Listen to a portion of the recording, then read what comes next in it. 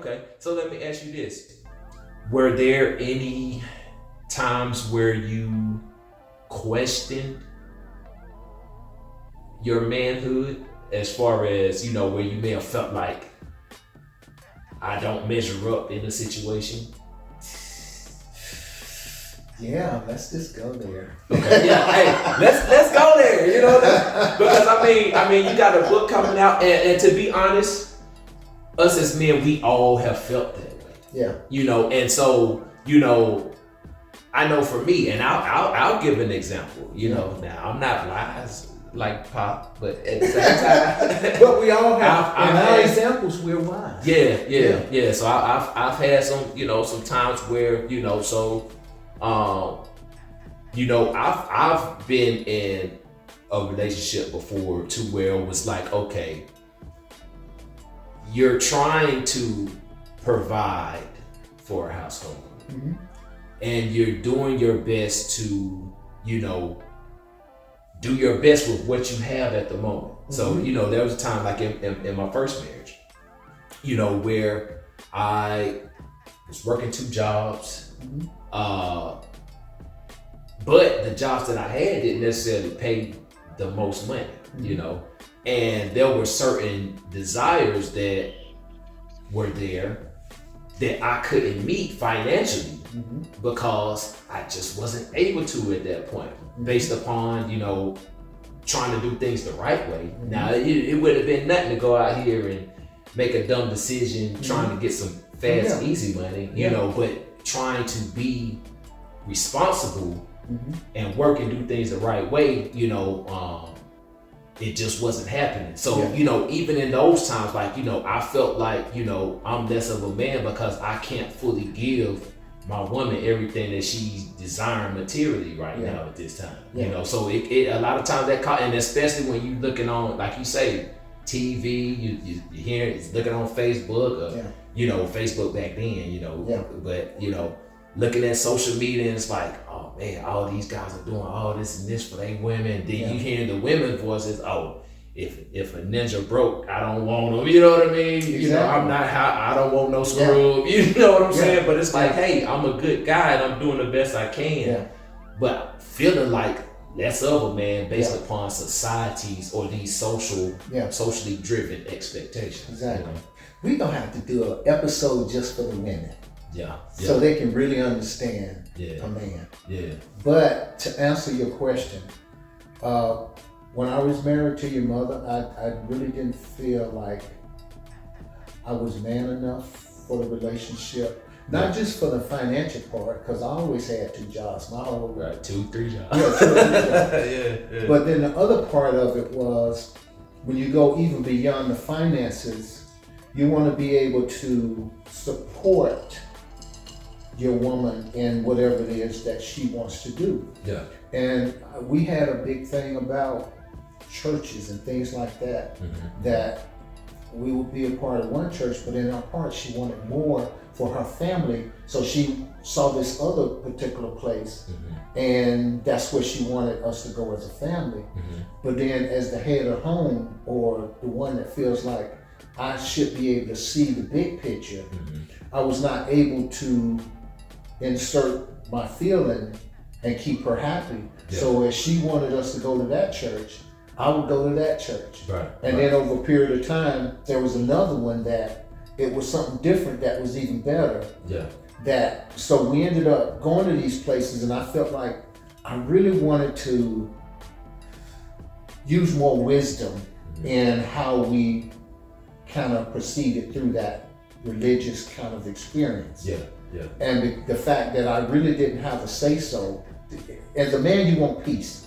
Men we don't really need a lot. If you just give us peace, if you married, you make love to your man, and you feed him good, that's all we want. That's about it. That's about it. Ain't a whole lot. Yeah, you know, ain't a whole and lot. so I just felt like I didn't have the control to kind of settle us down, and that really made me feel like less than a man to be able to navigate through that. But to please my woman, I just did. So we do things as men, not that we necessarily want to, but we do it to please our women. But that's a whole nother subject. Because these questions bring in other questions, which brings other. And you said something. You said something major. But you said something major. Like at the end of the day, we really just want peace. Yeah. We don't want to hear a whole lot of this. Yeah. You know, don't nag me. I don't want to come home to a lot of fussing. You know, I'm gonna say it. You know what I'm saying? I don't. You know, but I try not to be the cause of a reason to fuss either. Yeah. You know, exactly. but a lot of responsibility. Right. But you know, but at the same time, that takes me back to even something that you were saying in the last conversation we had with how, like, kind of the tumultuous relationship that, you know, your parents had, to where it was like, okay, I know that's what I don't want. And so seeing this extreme may have, in a way, affected you as you got in your own relationship. That's what I know I don't want. So anything that remotely looks like that, or would even remotely bring about that sort of a exchange or confrontation or conflict in a relationship, I'll just be a little bit more passive than, you know, than really just saying what I want to say, and being willing to have a challenging conversation, because I don't want it to end up in an all-out blowout to where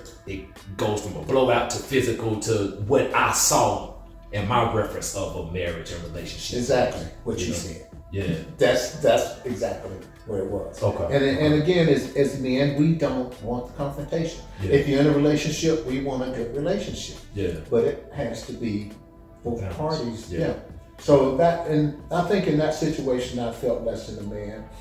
Even situations on your job, you go through, you feel less than a man, because if you have a superior and that superior is ruling instead of just managing, that causes you to feel less than a man. So there's just a couple of different things in that, but I was able to work through them all. Yeah. Wow, that's good. So let me ask you this. So when it comes to manhood, what for you helps? Because, you know, we're in this age of, you know, emotional healing. You know, a lot of people are going to therapy now. You know, a lot more people are talking about and being open with mental health. You know, and as you said earlier, there's a lot of things in life that kind of weigh on a man's shoulders. I'm gonna grab something. You talk. Okay, as he's trying to be a protector, as he's trying to be a provider, as he's trying to be a leader, and even coming out here into the world dealing with, you know, different personalities, you know, for the sake of putting his family in a better position, you know, and feeling accomplished in life, accomplishing his goals. Yeah. How important is emotional awareness, and what is emotional health and emotional awareness as a man? What does that look like to you? I think first of all, as a man, we have to understand we're not the money we make. Yeah. We're not where we live. We're not what we drive. We're not the fine woman on our shoulder. We're none of that. And when that becomes in your own mind who you are, and if you don't have that, it's going to cause you some emotional stress. If you don't have the money that you think you should have, or she makes more money than I make, and she don't mind throwing it up. Yeah. Or if I don't have the house. You know, when y'all were small, we would actually go over into the neighborhoods with the $1 million houses. Oh, yeah, I remember that. We would drag y'all. Yeah, we would drag y'all through those neighborhoods to look at what could be. And y'all didn't see it, but sometime that day or that evening, I would cry because I couldn't give that to my family. Wow. And that was emotional stress. Yeah. And I'm sure men go through emotional stress on they've lost their job, or they don't have the job they want, or they just got a notice put on their door, pay the rent or get out. All those things cause emotional stress. Yeah. And so what happens is we don't know how to get out of it. But for me, the fact that I've realized that if I have to work 2 or 3 jobs to pay this bill, I'm willing to do it. I don't want to sweat over it. Yeah. I don't want to, if I have to live here, because I mean, I remember we built a house. We built a brand new house when I worked for IBM. I know we're skipping around. Yeah. But I was so proud to be able to put y'all in that house. Yeah. And we would ride over while they were building it and look at it. I think I helped you put a little insulation. Oh yeah. A little heater fan out. Exactly. Yeah, put some liquid in there. Exactly. Yeah. And so the thing is that when y'all were in private school, which was another thing I didn't think y'all should do. Hey, So you know, yeah. But again, trying to be a good husband, I said, let's do it. Yeah. But through losing, when IBM laid off, I lost my job. Right. And so we eventually lost the house, which I felt really bad. I cried and I promised y'all we would be in another house. So I took 2 full-time jobs. Yeah. That was emotional stress. But because it was for my family, I was able to deal with it. So every man deals with different things. Every man is able to handle one thing on his shoulder where another man can't. So every man's individual stress levels are different. Right. So we can't really just say this is one shoe fits all. Right. But for my situation, I was able to work 2 jobs. After 2 weeks, 3 weeks, I didn't know what day it was. Yeah. The alarm would go off and I would wake up and your mom would say, okay, hold on. You getting ready to go to Baltimore. Yeah. Right. Yeah. And excuse me. And so I just feel like every man needs to understand it on his own. If he feels like he needs extra help, if a man only just had a friend, somebody they can talk to, just to get it off their chest. That's why I journal. Journal for me was my emotional health. That was just to get it out of me. Yeah. But is this one of your journals here? Yeah, this is some of the stuff that I would write down. Yeah. You know. So okay, we about to get the good stuff now. We about to So, yeah, go ahead. Yeah. So I would put like whatever I felt. I would just write down. So this is some of the stuff I'll just read you what I wrote. Okay. I'll put down, I must practice opening my heart to feel the future now. Although I was going through some things, it was my present. It was not my whole life. It was just my present. Yeah. And I needed to feel love. I needed to feel peace. I needed to feel acceptance. I needed to feel protection in order for me to have it. Right. You don't wish for it. You gotta feel like it's there now. Yeah. You gotta really walk in it now. And that's another subject for another. Yeah. But for me, it helped me to really realize I was better than my surroundings said I was. Yeah. And I had to see that in myself first.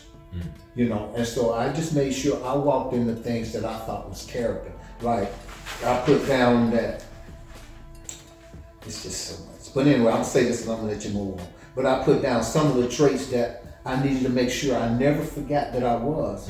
I was respectful. And I needed to make sure I never forgot that every day.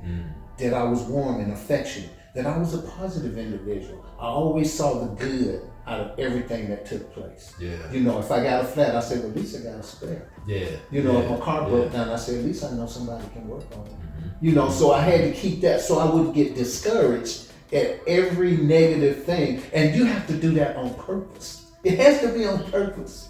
And a couple more, I knew I was a loyal person. I was honest. I was compassionate. I never walked in anger and I never got anxious.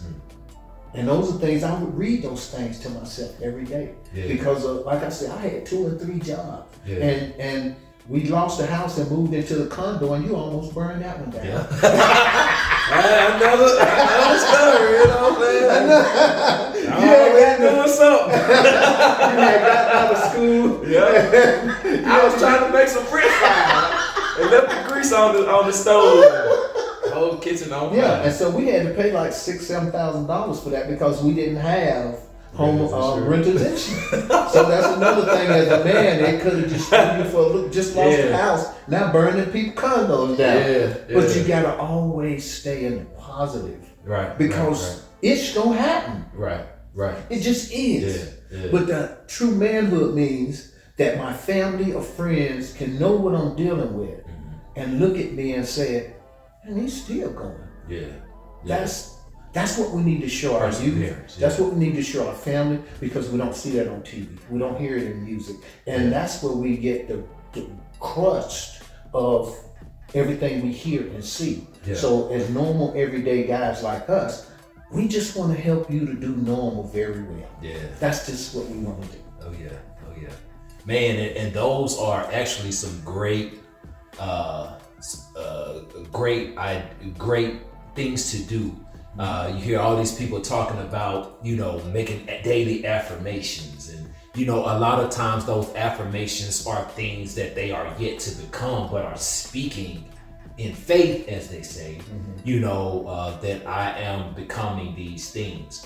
But there are some good qualities about you that you already are, that we can always reinforce, and that will always, I believe, even in a way, anchor us, like you say, to the core of who we truly are as people. And those things that we want to grow in, and those character traits that we want to continue to develop, we can always have that starting point to know, well, okay, this is where I want to be, but where I am isn't all bad. Yeah, and even then, if you think about it, I ain't gonna tell you to write it down, but think about your qualities. Yeah. Every man's quality is different, but think about the qualities you have, and then ask yourself, now, have I really been doing that on a continual basis? And if not, just start doing just that. Yeah. Just that. Yeah. So hey, man, look out for the book. Everyday applicable things that you can put into practice, to do normal well. And there's nothing wrong with it. The world is full of men, women that I have to edit that part. Blooper reel. But yeah, so yeah, man. So definitely, be on the lookout for the book, and I think we'll go ahead and wrap this session up there, man, because you definitely gave some good some good stuff, man. So again, man, thanks again for tuning in to another conversation of Ask Pops. I'm your big bro War. I'm Pops. Hey, and thank you guys again, and until next time, peace. And Chloe. Yes, she put a power. Say hey to the people, Chloe.